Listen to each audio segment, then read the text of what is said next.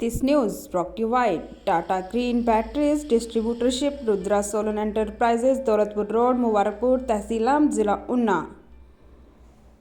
काले कानून वापस लो, काले कानून वापस लो, काले कानून वापस लो। केंद्र सरकार केंद्र सरकार केंद्र सरकार। आज ऊना मुख्यालय पर प्राइवेट बस ऑपरेटरों द्वारा नए कानून के विरोध में अपनी बसों को बस स्टैंड खड़ा कर केंद्र सरकार के द्वारा नारेबाजी की गई और मांग की गई कि जल्द से जल्द इस कानून में संशोधन किया जाए, अन्यथा इसी प्रकार का विरोध प्रदर्शन जारी रहेगा।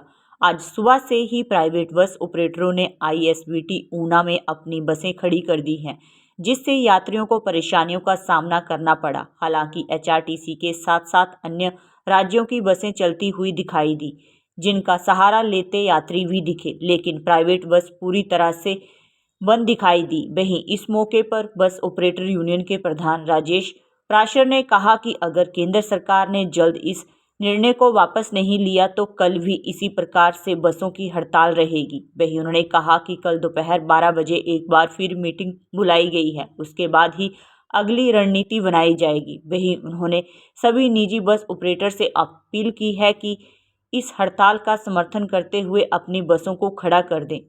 उन्होंने कहा कि जब कोविड का समय था तब भी हम लोगों ने अपनी बसों को कई महीनों खड़ा रखा था, लेकिन अब तो हमारे हक की लड़ाई है, जिसे देखते हुए आप एक बार फिर बसों को खड़ा करके हमारी उस हड़ताल को समर्थन दें। इस मौके पर निजी बस ट्रांसपोर्ट पवन ठाकुर ने कहा कि यह कानून सरासर गलत है, सरकार को एक बार फिर इस कानून को लेकर विचार करना चाहिए। उन्होंने कहा कि इसकी मार अकेले बस चालक परिचालक पर ही नहीं पड़ेगी, बल्कि हर उस व्यक्ति पर यह कानून लागू होगा जो सड़क पर चाहे अपना सफ़र 2 व्हीलर 4 व्हीलर या 6 व्हीलर से करता है। उन्होंने कहा कि अगर सरकार ने जल्द इस कानून में संशोधन नहीं किया तो आने वाले लोकसभा चुनाव में मोदी सरकार को इसका खामियाजा भुगतना पड़ेगा।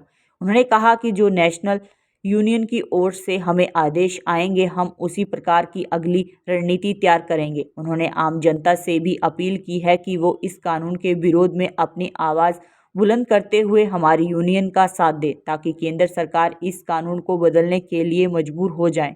इस मौके पर तमाम बस ऑपरेटर चालक परिचालक ISBT ऊना में उपस्थित रहे।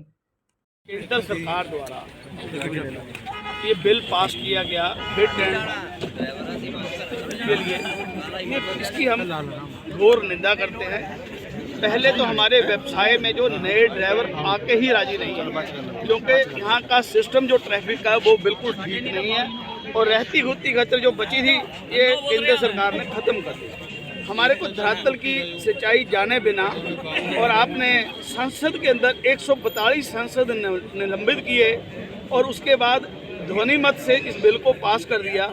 ऐसा कभी भी लोकतंत्र में नहीं होता। भले ही आप सत्ता में हैं, आपके पास संख्या बल है, पर हर बिल पे चर्चा होती है।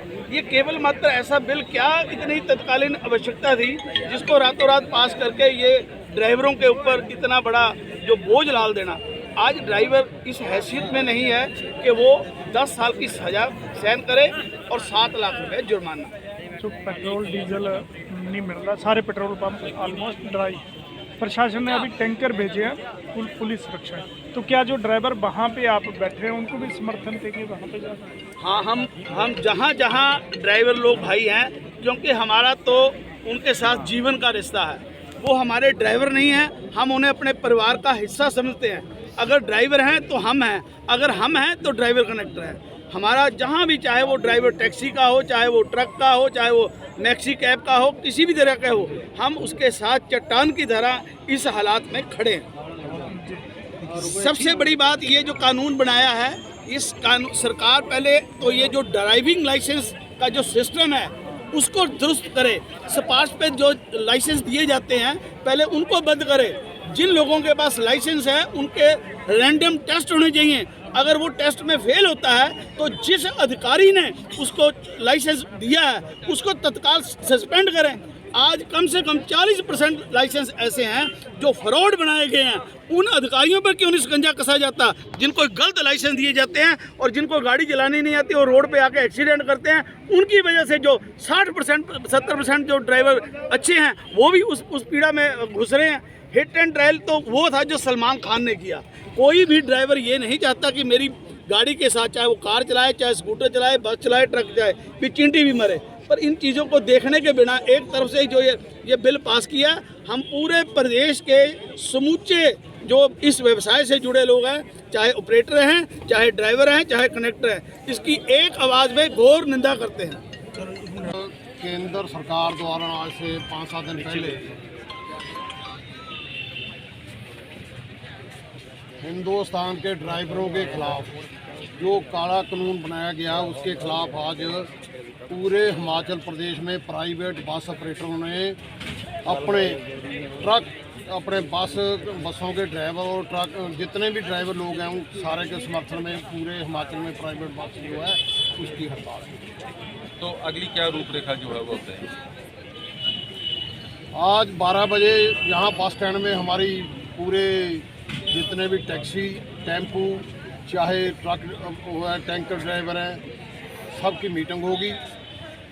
और अगर सरकार ने केंद्र सरकार ने इस काले कानून को वापस ना लिया तो जो ऑल इंडिया की कॉल है उस पर असर करते हुए पूरे प्रदेश में प्राइवेट बस जब तक बंद रहेगी, जब तक कोई फैसला नहीं होता और ये काला कानून वापस नहीं होता। तो क्या सरकारी बसों को भी रोका जाएगा?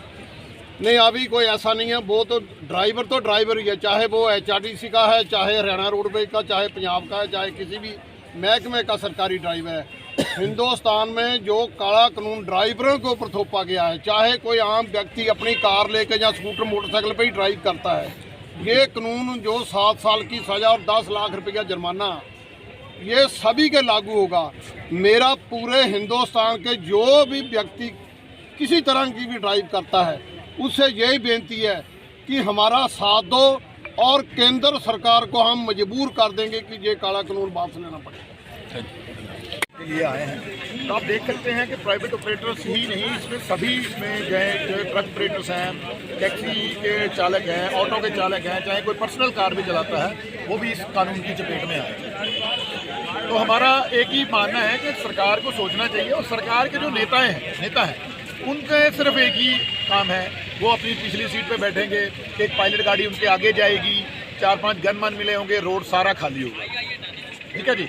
जब वो प्रैक्टिकली किसी ट्रक या बस में सफ़र करेंगे तो उनको जो है इंडिया के रोड्स हैं या इंडिया के जो इस वक्त स्थिति है रोड्स की, वो उनको उनके बारे में पता चलेगी। वो सिर्फ लोकसभा विधानसभा में तो कानून पारित कर देते हैं, पर जो प्रैक्टिकली रोड पे क्या हो रहा है उसके बारे में उनको कोई ज्ञान नहीं है। मैं उनसे चाहता हूँ कि एक MP, एक MLA 4-4 दिन ट्रक के साथ, 4-4 दिन बस के साथ, 4-4 दिन टैक्सी के साथ लगाए, ताकि उनको जो इस वक्त की स्थिति है उसके बारे में उनको जानकारी हो और वह ऐसे काले कानून लाने में संकोच करें। ड्राइवर्स हमारे परिवार का हिस्सा है, हम भी ड्राइव करते हैं, हम कार चलाते हैं, मोटरसाइकिल, स्कूटर, हर व्यक्ति चलाता है आज की डेट में। कोरोना के बाद हर घर में व्हीकल है। तो ये जो कानून है ओनली ट्रक ऑपरेटर्स या बस ऑपरेटर्स या टैक्सी ऑपरेटर्स के लिए नहीं है, ये आम जनता के लिए भी है। आम जनता सिर्फ सोशल मीडिया तक जुड़ी हुई है, फेसबुक चला लिया, इंस्टा चला लिया, पर ये जो कानून है उनके आने वाले जो बच्चे चला रहे हैं गाड़ी, उनके ऊपर भी लागू होता है।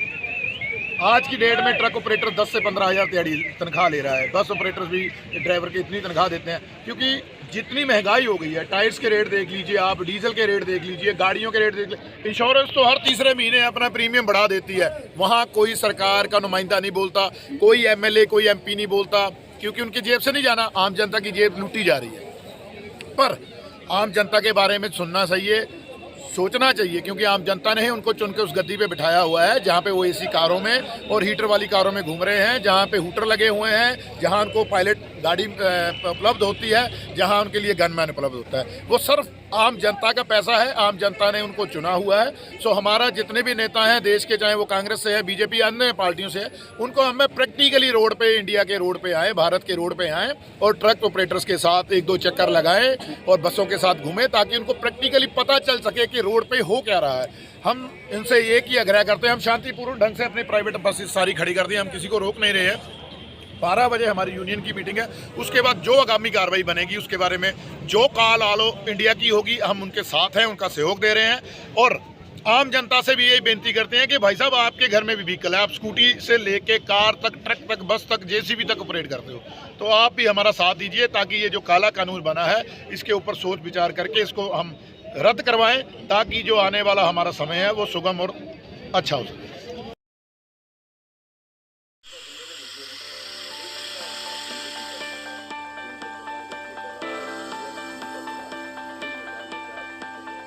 Tata green batteries DGY 10,350 crore dollar वाली विशाल टाटा ग्रुप का एक हिस्सा है। टाटा ग्रुप जो कि भारत के सबसे बड़े संगठनों में से एक है। टाटा भारत में सभी क्षेत्रों में सबसे भरोसेमंद नाम। टाटा और GS युवासा का संयुक्त उद्यम एक अति प्रेरणादायक आश्चर्य से कुछ कम नहीं है। 14 लाख ऑटोमोटिव और इन्वर्टर बैटरी, तो पर्यावरण क्षेत्र में मिले हुए ख्याति प्राप्त प्रमाण पत्रों पर हमें गर्व है। हम वाहनों और प्रणालियों सहित बाजार की बहुरूप आवश्यकताओं का ध्यान रखते हैं। हमारी बैटरियां पैसेंजर्स कार, उपयोगिता वाहन, 2 व्हीलर, वाणिज्यिक वाहन, ट्रैक्टर, निर्माण उपकरण, जनरेटर सेट, इन्वर्टर, सौर प्रणाली आदि को शक्ति प्रदान करती हैं और आने वाले समय में भी विभिन्न आवश्यकताओं के लिए हम तैयार हैं। हम Honda, Kirloskar generator set, Komatsu, Maruti Suzuki, Piaggio, Toyota, Tata Motors, Yamaha और कई अन्य कंपनियों के लिए OEM सप्लायर है। हमारे पास देश भर में फैला एक मजबूत डिस्ट्रीब्यूशन नेटवर्क है।